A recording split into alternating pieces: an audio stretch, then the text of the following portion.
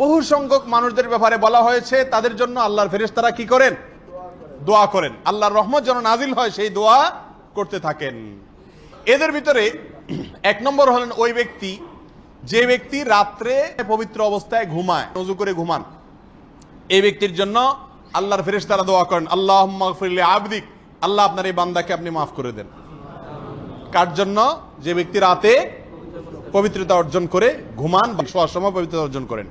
Number 2, যে ব্যক্তি সালাতের জন্য অপেক্ষা করেন, সালাতের জন্য অপেক্ষা করেন, এই ব্যক্তির জন্য আল্লাহর ফেরেশতাগণ দোয়া করেন, আল্লাহুম্মা গফির লাহু আল্লাহুম্মা আরহামহু, আল্লাহ আপনার এই বান্দাকে আপনি ক্ষমা করুন এবং তার প্রতি আপনি রহম করুন। দুইটাই দোয়া করা হয় যারা সালাতের জন্য বসে বসে অপেক্ষা করেন। নাম্বার 3, যারা প্রথম কাতারে থাকেন সালাতের, এদের জন্য আল্লাহর ফেরেশতাগণ নেক দোয়া করেন, রহমতের দোয়া করেন। নাম্বার 4, যারা ইমামের ডান পাশে থাকেন সফে, এদের জন্য আল্লাহর ফেরেশতাগণ দোয়া করেন নেক দোয়া।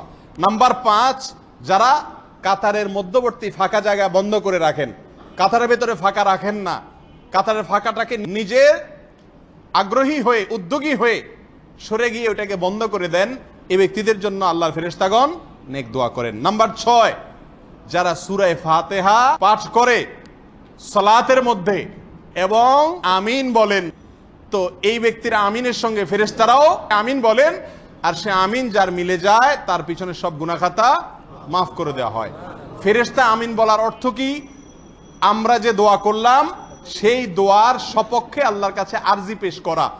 আমরা বলি ইহদিনাস সিরাতাল মুস্তাকিম, আল্লাহ সঠিক পথ দেখায় দেন, সিরাতাল্লাযিনা আন'আমতা আলাইহিম, যাদের প্রতি নিয়ামত দিয়েছেন তাদের পথ এটা দেখায় দেন, এটাই সিরাতুল মুস্তাকিম, গায়রিল মাগদুবি আলাইহিম ওয়ালাদ-দাল্লিন, পথহারা, গোমরা এবং অভিশাপপ্রাপ্ত ইহুদি খ্রিস্টান তাদের পথে যেন না চলি, আপনি সেই তৌফিক দান করুন। এই দোয়া যখন আমরা করি এবং আমিন বলি, সঙ্গে ফেরেশতা যখন আমিন বলে, আমিন শব্দের অর্থ হলো আল্লাহুম্মা তাকাব্বাল, আল্লাহ আপনি কবুল করেন। তাহলে দোয়া করলাম আমি, ফেরেশতা বলল কবুল করেন, তাহলে এটা দোয়া হলো না?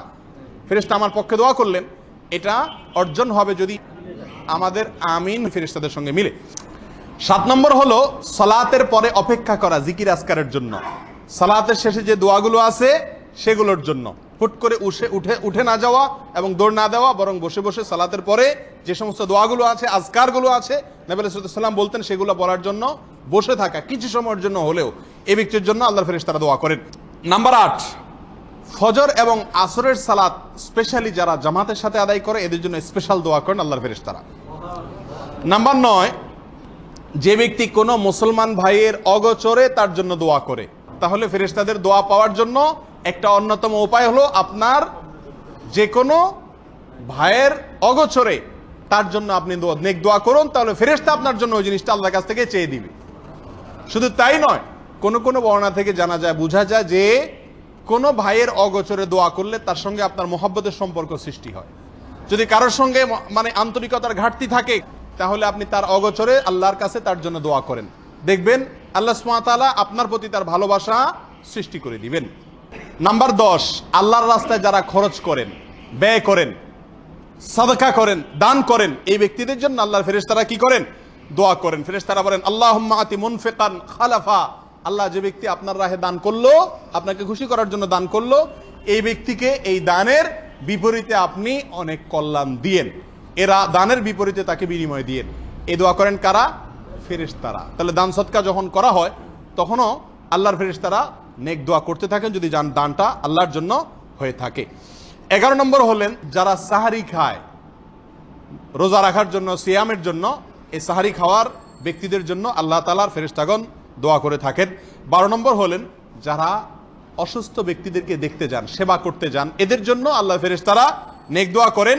আর 13 নম্বর হলেন আল্লাহর আরশ বহনকারী ফেরেশতারা সকল ইমানদার এবং সকল নেকামলকারী বান্দাদের জন্য সবসময় দোয়া করেন। সূরা গাফিরের 7 থেকে 9 নম্বর আয়াত সেটাই বলছে। আল্লাহ সুবহানাহু ওয়া তাআলা আমাদের সকলকে ফেরেশতাদের দোয়া বেশি থেকে বেশি লাভ করার তৌফিক দান করুন, ফেরেশতাদের লানত এবং বদদোয়া থেকে বেঁচে থাকার তৌফিক দান করুন। জাযাকুমুল্লাহু খায়রা ওয়া আখিরু দাওয়ানা আলহামদুলিল্লাহি রাব্বিল আলামিন।